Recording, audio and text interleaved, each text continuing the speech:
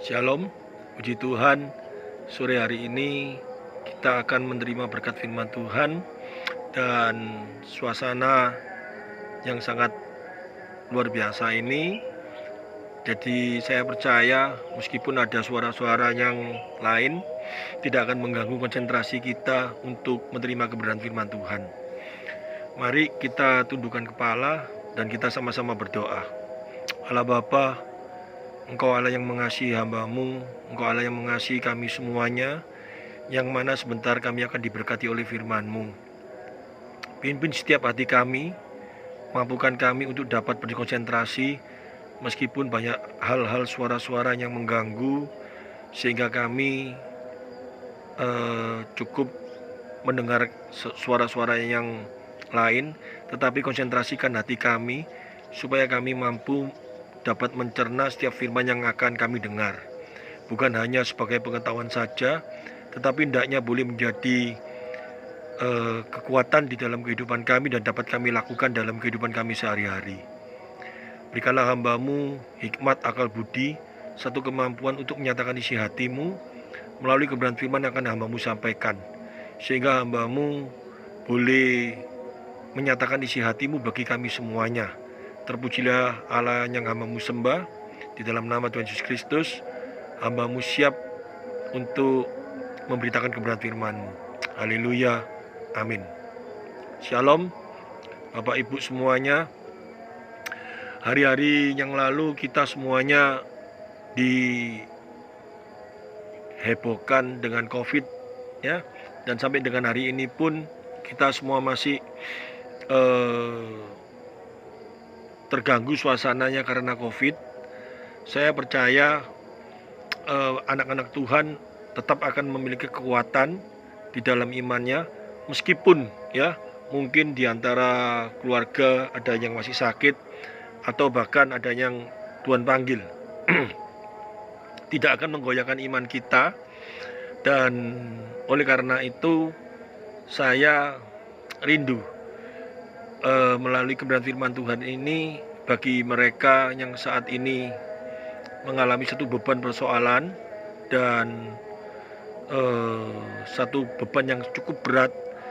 Saya percaya melalui kebenaran firman Tuhan yang akan saya sampaikan ini akan memberikan kekuatan bagi setiap mereka yang mendengar. Dan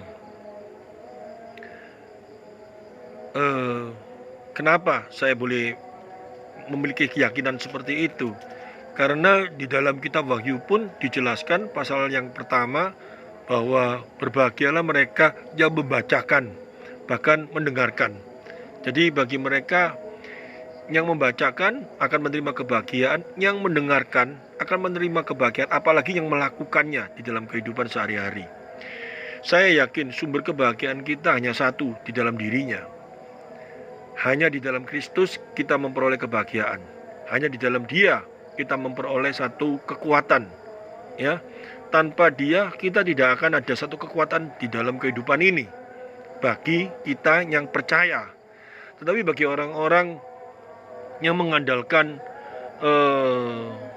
apa yang menjadi kekuatan dalam dunia ini, harta benda, ya terutama harta benda, keuangan, kesehatan, atau orang-orang yang diunggulkan, saya yakin itu tidak akan membawa satu kebahagiaan, bahkan akan membawa satu beban di dalam kehidupan. Karena apa? Tidak ada satu jaminan pasti, ya, uang, harta benda itu tidak ada satu jaminan pasti. Terbukti sekali di saat COVID ini, ya, banyak sekali orang yang mengandalkan uangnya untuk supaya bisa sehat. Tidak ada jaminan saat-saat mereka kena COVID, bahkan rumah sakit penuh, dokter sudah kewalahan untuk merawat, bahkan untuk mencari obat pun kita meskipun punya uang, kita tidak bisa membeli karena tidak ada obatnya. Dan itu akan membuat menjadi kegelisahan, kekhawatiran. Hanya di dalam Kristus kita percaya Dia senantiasa ada di dalam kehidupan anak-anak Tuhan. Ini yang membuat kita menjadi sumber kebahagiaan kita. Bukan itu saja, bagi kita yang sudah menerima penebusan di dalam Kristus, saya yakin dan percaya ada satu pengharapan yang pasti, hidup kekal. Itu satu harapan yang pasti. Dan hari ini kita sama-sama akan belajar di dalam ucapan khotbah Kristus ya di bukit. Di dalam khotbah Kristus di bukit, di dalam pasal 5 mulai ayat 1, ketika Yesus melihat orang banyak itu, naiklah ia ke atas bukit. Ya. Jadi setiap momen yang memang harus memberitakan kebenaran firman Tuhan, kita harus belajar seperti apa yang Yesus lakukan. Bukan pada waktu banyak orang berkumpul, kita bukan memberitakan Injil, tetapi kita malah berbicara yang lain-lainnya. Ya, ini bagi anak-anak Tuhan yang sudah menerima kekuatan, ya, kemenangan di dalam Kristus, dan sudah berjanji untuk menjadi muridnya, dan sudah berjanji untuk menjadi pemberita-pemberita firman. Saat kita berkumpul bersama-sama dengan teman-teman kita atau dengan keluarga kita, kesempatan berkumpul, banyak sekali orang-orang yang perlu untuk menerima pemberitaan Injil itu. Sehingga kesempatan itu harus dipergunakan semaksimal mungkin, sebaik mungkin untuk kemuliaan Dia.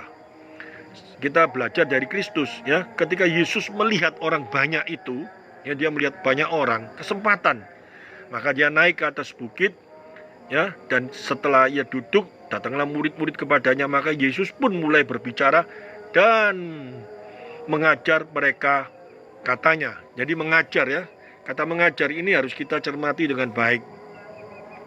Jadi bukan dia bersaksi ataupun berkata-kata lain, tapi dengan satu hal yang sangat luar biasa, mengajar. Mengajar itu berarti apa? Memuridkan. Berarti apa? Memberitakan sesuai dengan kebenaran firman Tuhan. Memberitakan kebenaran kepada orang-orang yang rindu untuk diajar, yang rindu untuk kita ajar. Jadi pada waktu berkumpul, ada satu hal yang harus kita terapkan di dalam penginjilan, yaitu mengajar, ya, bukan cuman yang lain-lainnya, mengajar di dalam kebenaran firman Tuhan. Dan dia mulai menyampaikan kebenaran firman Tuhan itu, ya, dan dia mulai menyampaikan khotbahnya. Di dalam ayat yang ketiga, pasal yang kelima, dia berkata, berbahagialah orang yang miskin di hadapan Allah, karena merekalah yang empunya kerajaan sorga. Miskin di hadapan Allah sudah saya jelaskan, ya, khotbah minggu yang lalu, yaitu bergantung penuh kepada Allah, hidupnya bergantung penuh di hadapan Allah. Miskin, ya, saya ulangi lagi, mungkin ada beberapa orang yang baru mendengar khotbah saya hari ini. Miskin itu kategorinya jangan kita ukur seperti ukuran-ukuran yang diukur oleh manusia seperti biasanya. Miskin itu, ada orang berkata orang itu paling miskin di daerah ini, tetapi belum tentu dia miskin di daerah yang lain. Mungkin di daerah dia tertentu itu orangnya memang super kaya, dan dia mungkin cuman memiliki, ya, kehidupan yang biasa, mobil satu mungkin apa, dan sekitarnya mungkin mobilnya ada 10, ada berapa, dan dia di antara itu dia paling nggak mampu. Tetapi pada waktu dia pindah ke sebuah daerah, dan di daerah itu jauh lebih tidak mampu dari dia, maka dia tidak bisa disebut miskin. Tapi yang disebut miskin di sini saya jelaskan lagi, yaitu seperti seorang, ya, yang di dalam kebutuhan kehidupan sehari-hari, apa yang dia makan, apa yang dia minum, ya, cukup hanya untuk hari ini aja. Untuk besok dia nggak punya apa-apa, ya, itu miskin. Berarti apa? Untuk keesokan hari, ya, dia harus bergantung kepada esok hari itu, apa yang dia makan, apa yang dia minum. Dan orang yang miskin di hadapan Allah itu memiliki arti hidupnya selalu, ya, selalu dan selalu hanya menggantungkan hidupnya di hadapan Allah. Itu miskin di hadapan Allah. Nah, banyak di dalam kehidupan kita yang pada waktu kita mungkin sakit, apalagi sekarang usum COVID, kita sadar, ya, keuangan kita tidak bisa membantu kita, dan apapun yang kita protek dalam kehidupan kita tidak menjamin akan membuat kita pasti lepas dari COVID. Sehingga kita bergantung sama Tuhan, kita minta tolong Tuhan, kita berdoa, kita memohon sama Dia, nggak salah. Tetapi jangan hanya berhenti di sana saja. Kalau itu yang kita lakukan, maka yang terjadi bukan ayat ini, tetapi pada hal-hal yang lain kita mungkin akan terjadi kekhawatiran yang sangat luar biasa. Karena ketergantungan kita kepada Allah pada saat COVID ini, karena ada rasa kecemasan yang sangat menekan kita, dan kita sadar bahwa apa yang kita andalkan selama ini tidak bisa menolong kita, sehingga kita hanya berharap sama Dia. Dan pada waktu kita berharap sama Dia, yang mungkin ada satu kekuatan, saya yakin itu. Tetapi apakah ini akan menjamin di dalam kebahagiaan kita? Tanpa kalau kita sudah terlatih dalam kehidupan kita sehari-hari, aku bergantung sama Tuhan, hidupku, segala sesuatu, aku percaya, aku dipimpin oleh Dia. Aku percaya hanya kepada Dia saja ada kekuatan. Hanya kepada Dia saja aku memiliki satu hikmat. Dan ini sulit sekali. Karena manusia itu selalu mengandalkan kekuatannya sendiri. Manusia itu selalu mengandalkan apa yang menjadi kemampuan di dalam intelektualnya, sehingga pada waktu tertentu dia ketakutan bahwa dia tidak bisa menghadapi itu, baru dia menjerit-jerit kepada Tuhan. Itu bukan yang dikhotbahkan ini, berbahagia orang yang miskin di hadapan Allah. Itu ketakutan karena situasi sehingga dia datang kepada Allah. Itu dia, saya rasa orang yang seperti itu memang mungkin dapat ketenangan, tetapi ketenangan yang semu. Tetapi yang dimaksud di dalam ayat ini, miskin itu berarti setiap saat, setiap waktu, di dalam situasi mungkin dia tidak ada masalah, mungkin dia ada masalah, mungkin dia suka dalam keadaan sukacita, tetap dia bergantung sama Tuhan. Dia selalu bertanya sama Tuhan, dia selalu mempercayakan hidupnya sama Tuhan. Maka ayat ini berlaku, ya. Karena mereka lah yang mempunyai kerajaan sorga. Artinya apa? Pasti kita memperoleh hidup kekal karena kita percaya. Ini berbicara tentang keselamatan. Ini berbicara tentang kehidupan kekal. Ini bukan berbicara jaminan kehidupan pada waktu di dunia ini. Tetapi ayat ini berbicara berbahagialah orang yang miskin di hadapan Allah, karena mereka lah yang mempunyai kerajaan surga. Artinya mereka pasti memperoleh kehidupan kekal. Nah, miskin di hadapan Allah itu memiliki satu pengertian, hidupnya bergantung penuh. Orang yang bisa hidupnya bergantung penuh dengan Allah itu bukan hanya sekedar tingkah laku di dalam kehidupan kita saja, ya, bukan sekedar hanya dilihat dalam kasat mata secara agamawis. Orang itu hidupnya bergantung penuh sama Allah. Dia punya rumah baru, dia diperlihatkan dia betul-betul mengadakan beston, ucapan syukur, apa semuanya. Dia itu menunjukkan orang yang benar-benar bergantung sama Allah. Ataupun dia sering mengampuni orang yang bersalah, ataupun ya macam-macam. Itu berarti orang yang saleh, orang yang bergantung sama Allah seperti itu. Kita yang ditekankan di sini bergantung sama Allah itu bukan hanya sekedar dilihat dari mata saja, tetapi ini berbicara setiap hati, setiap pikiran pribadi kita masing-masing. Kita tidak usah melihat orang, tetapi hati kita. Apakah kita melakukan hal yang baik ini karena kita sadar dan kita tahu bahwa kalau kita pun bisa melakukan hal yang baik, kalaupun kita bisa melakukan hal-hal yang Allah inginkan, itu karena kita sadar dan kita memang benar-benar menyadari bahwa ini apa yang Allah inginkan di dalam hidup kita.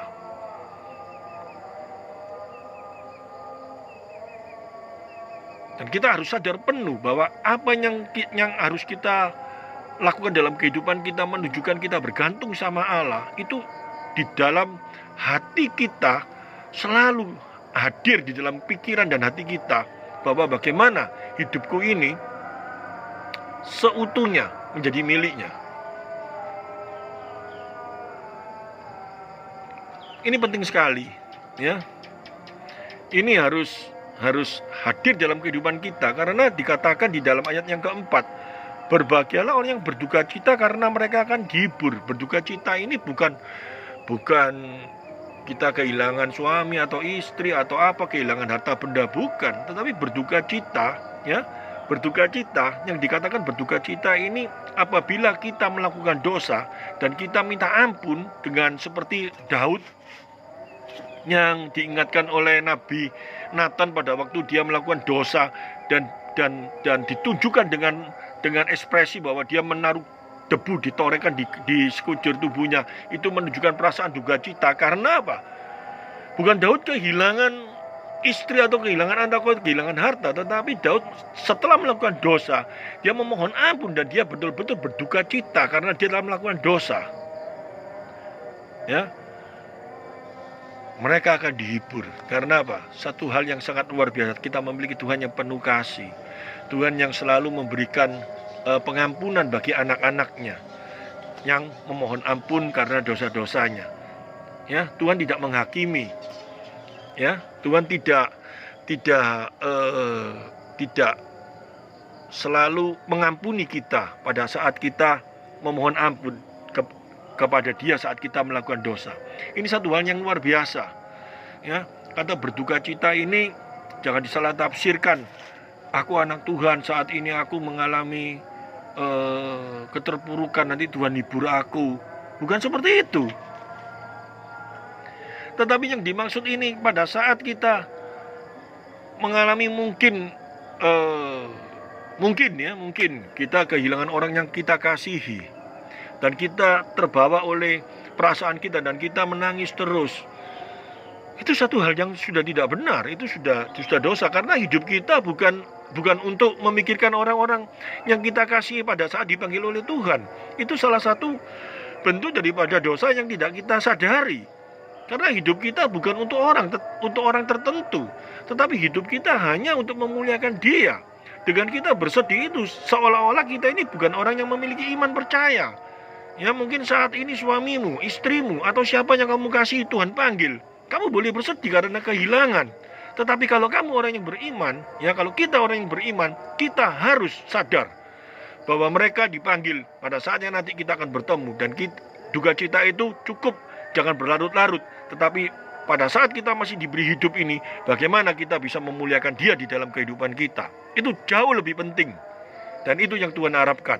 Kalau kita punya pemikiran gitu dan kita mulai ampun Tuhan, aku telah terseret dalam duka cita yang tidak benar ini, pasti Tuhan hibur. Pasti Tuhan ingatkan bahwa suamimu, anakmu, istrimu, atau siapa yang kau kasihi saat ini sudah bersama Dia. Itu satu penghiburan yang Tuhan akan nyatakan di dalam pemikiran kita.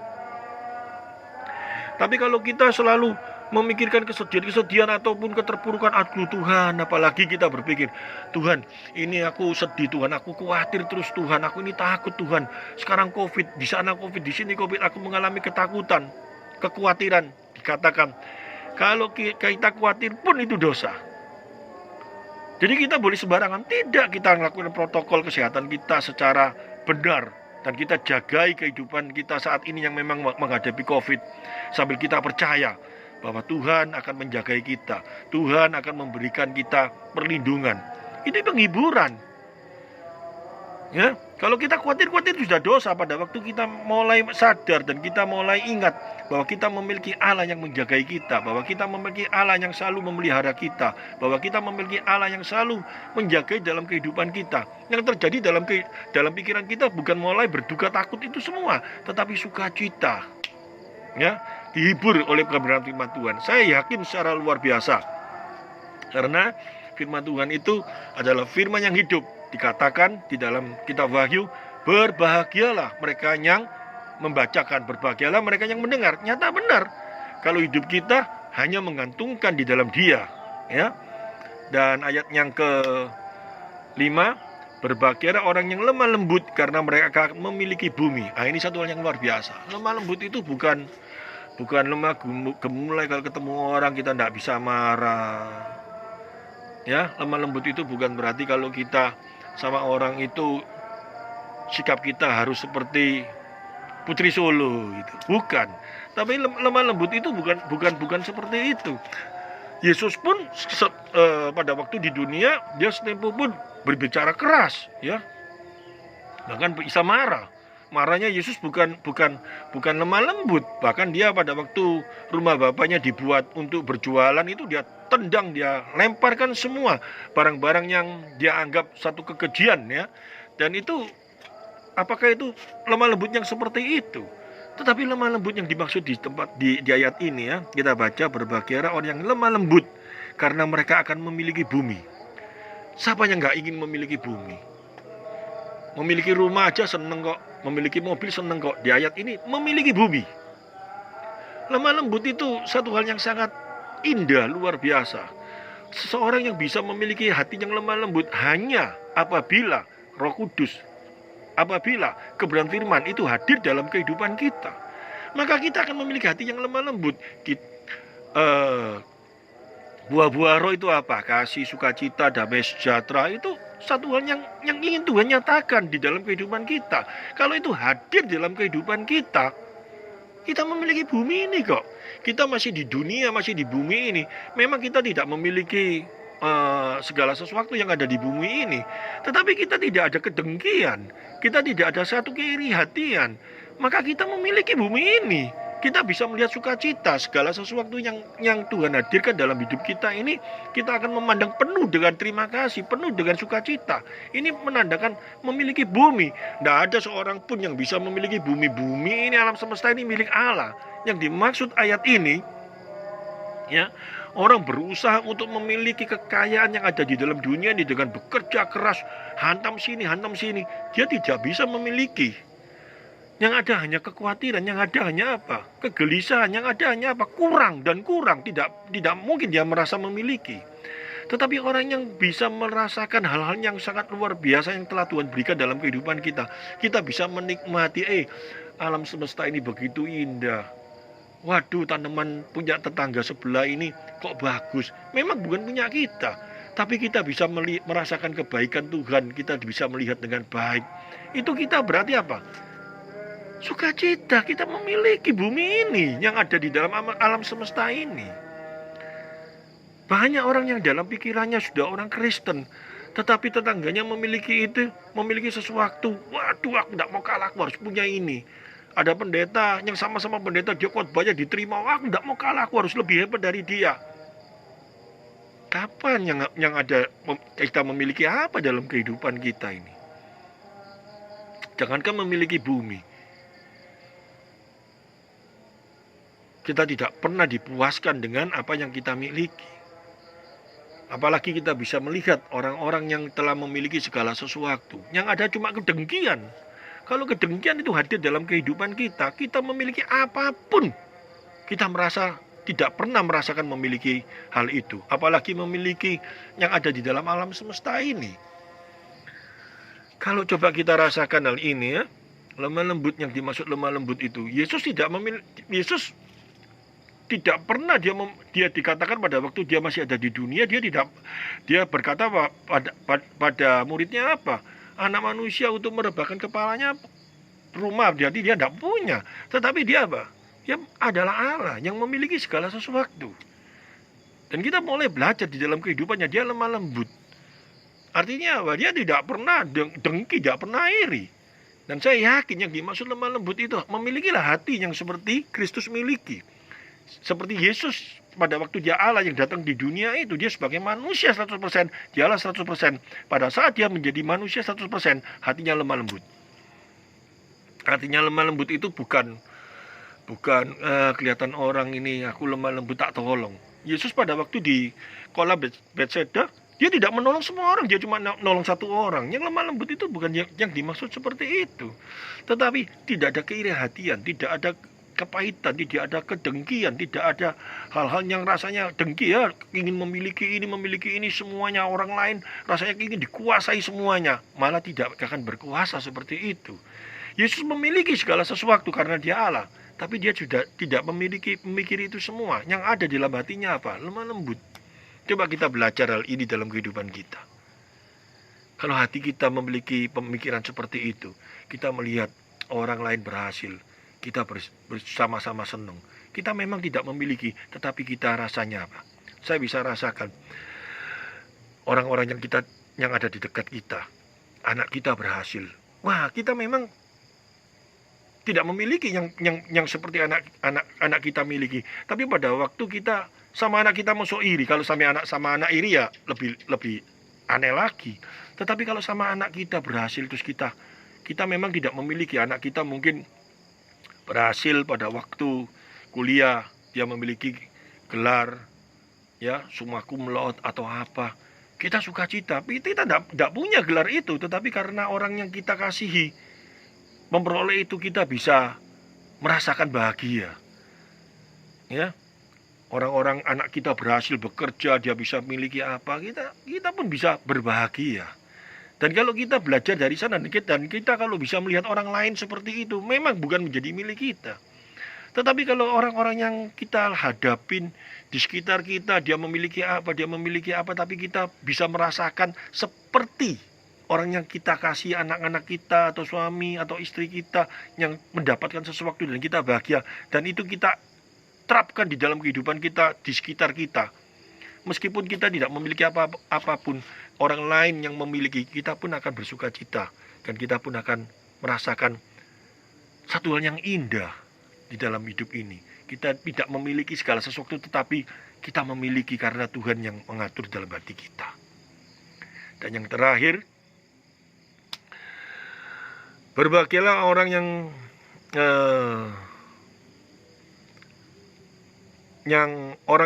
lapar dan haus akan kebenaran, karena mereka akan dipuaskan. Ya, ini tadi sudah saya singgung. Kalau dalam kehidupan ini kita selalu hampir seperti miskin di hadapan Allah ya. Ya, kalau kita setiap hari dalam kehidupan kita selalu rindu untuk berbuat baik sesuai dengan kebenaran firman Tuhan yang Tuhan inginkan dalam kehidupan kita, dan kehidupan kita ini kita tuntun semua untuk segala kemuliaannya sesuai dengan kebenaran, pasti Tuhan puaskan di dalam kehidupan kita. Saya yakin apa yang Tuhan Yesus ajarkan ini pasti tidak sesuai dengan apa yang dunia ajarkan khotbah di bukit ini. Apalagi ayat yang terakhir ini, yang saya bacakan ayat yang sampai dengan ayat yang ke-7 aja dulu ya. Berbahagialah orang yang murah hatinya, karena mereka akan beroleh kemurahan. Nah, murah hati ini bukan melihat orang selalu ingin menolong, melihat orang karena dia murah hati, bukan seperti itu. Tetapi murah hati ini satu hal, setiap apa yang kita lakukan, setiap apa yang kita kerjakan dalam kehidupan kita sehari-hari, kita mengakui bahwa itu bukan dari kemampuan kekuatan kita. Kalau kita bisa menolong orang karena kemurahan hati kita mengakui itu bukan dari kemampuan saya, tetapi itu daripada Allah yang memberikan kemampuan kepada saya untuk bisa melakukan hal itu. Maka orang yang demikian dikatakan mereka akan memperoleh kemurahan dari Allah. Dalam satu pengertian, kemurahan itu adalah anugerah. Ya, karena kita mengakui kita nggak mampu kok melakukan hal yang baik. Karena banyak sekali orang yang merasakan bahwa dirinya itu kalau bisa berbuat baik, bisa berbuat satu hal yang benar, yang luar biasa, dia merasakan itu kemampuan daripada kedisiplinan dia untuk berbuat baik. Itu kemampuannya dia karena kebaikan hatinya. Kalau itu yang terjadi, maka saya ngambil satu gambaran. Ya, ini gelap, sudah mau gelap, lampu belum dinyalain ya. Saya mengambil sebuah gambaran, banyak sekali perumpamaan pada waktu Yesus berhadapan dengan seorang muda yang orang kaya, yang berkata bagaimana caranya supaya dia bisa masuk kerajaan sorga dan menjadi murid Yesus. Yesus berkata, kamu sudah melakukan hukum ini. Terus dia ngomong, sudah semuanya yang dia lakukan. Nah, pada waktu Yesus berkata kepada dia, kalau begitu jual seluruh hartamu, berikan kepada orang yang tidak mampu. Nah, dia mulai kaget dan dia pergi dan kecewa. Murid-muridnya bertanya, kalau itu yang harus dilakukan, mana mungkin bisa terjadi? Semuanya berat, dia berkata seperti itu. Nah, Tuhan Yesus berkata pada waktu itu, orang kaya sulit untuk masuk kerajaan sorga. Karena banyak orang menafsir karena hartanya banyak apa-apa, berarti cuma masalah seperti itu, masalah harta masuk ke sorga. Bukan seperti itu. Yang Tuhan inginkan pada waktu itu, pemuda ini harusnya, ya, pada waktu ditanya kamu sudah melakukan ini, dia seolah-olah segala sesuatu yang dia lakukan kebaikan-kebaikan, yang mengasihi orang tuanya, berbuat baik, apa-apa, melakukan hukum Taurat semua, seolah-olah dirinya sendiri yang lakukan dengan kemampuan dirinya. Dia tidak pernah mengakui bahwa apa yang dia lakukan itu adalah kekuatan daripada Allah. Kemurahan Allah yang terjadi dalam hidupnya. Karena dia melatih dirinya dengan kekuatan Taurat itu sendiri. Perbuatan baik yang dia latih. Dia tidak mau mengakui bahwa dia ini adalah seorang yang tidak mampu. Hanya Allah yang memampukan dia untuk berbuat baik. Seumpama pada waktu itu dia mengaku kepada Yesus, Tuhan Yesus, aku gak mampu untuk menjual barangku. Aku gak bisa seperti ini. Tuhan tolong aku. Tuhan pasti tolong dan dia akan dirangkul oleh Tuhan. Dan dia pasti diberi satu kemampuan untuk menjadi seorang yang memiliki hati yang Tuhan inginkan. Saya percayakan hal itu. Sehingga orang yang murah hati itu, orang yang mengakui segala sesuatu perbuatan yang dia lakukan, hanya Tuhanlah yang memberi kemampuan di dalam hidupnya. Hanya Tuhannya yang memberi satu kekuatan sehingga dia mampu melakukan kemurahan hati bagi orang lain, bagi siapapun. Pengakuan yang seperti ini itu menunjukkan bahwa dia menerima kemurahan daripada Allah, anugerah daripada Allah. Saya tidak memanjangkan lagi firman Tuhan, ya, dan renungan firman Tuhan yang singkat ini hendaknya boleh diterapkan dalam kehidupan kita kalau kita mau bahagia. Karena ayat ini jelas sekali dikatakan, ya, khotbah di atas bukit ini, berbahagialah. Situasi COVID yang membuat orang goncang, takut dan cemas pasti tidak bahagia. Kalau kita mau bahagia, lakukan ini, ya. Khotbah di bukit ini sampai dengan ayat yang ke-7 dulu kita terapkan dalam kehidupan kita. Pasti sumber kebahagiaan kita melalui firman Tuhan yang baru kita dengar dalam renungan ini akan menjadi kekuatan kita semuanya. Amin firman Tuhan. Terima kasih Tuhan Yesus. Kau telah memberikan jalan bagi kami, supaya hidup kami yang masih ada di dunia ini, kami bisa merasakan kebahagiaan. Dan kami akan menuruti melalui kebenaran firman-Mu, sehingga sukacita damai sejahtera itu boleh hadir dalam kehidupan kami. Hiburlah melalui kebenaran firman ini bagi mereka yang saat ini mengalami kegelisahan, yang ditinggal suami, istri, atau anak, atau orang yang dikasihi. Kalau engkau saat ini mengalami kegelisahan, ingat kebenaran firman Tuhan, ini akan menjadi sumber kebahagiaanmu. Dan melalui kebenaran firman Tuhan, renungan ini akan menjadi kekuatan bagi kita semuanya. Dan kita semuanya akan memiliki damai sejahtera dan berbahagia di dalam kasih-Nya. Terima kasih, terpujilah, haleluya, amin.